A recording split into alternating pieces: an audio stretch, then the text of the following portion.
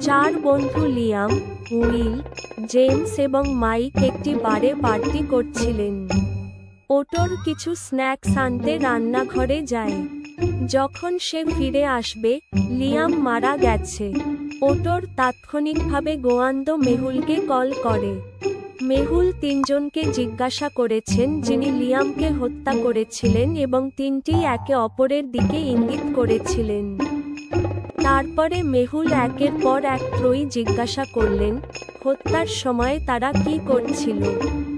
Will, Liam আমার সেরা বন্ধু ছিল, আমি কখনোই তার সাথে এটি করব না।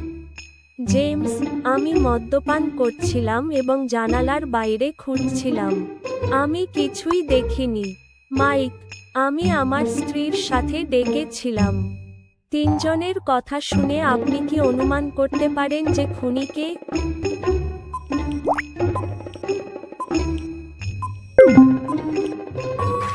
ওটোর যখন জিজ্ঞাসা করলেন যে লিয়ামকে হত্যা করেছিল, তখন জেমস ইচ্ছামতো ইঙ্গিত করলেন।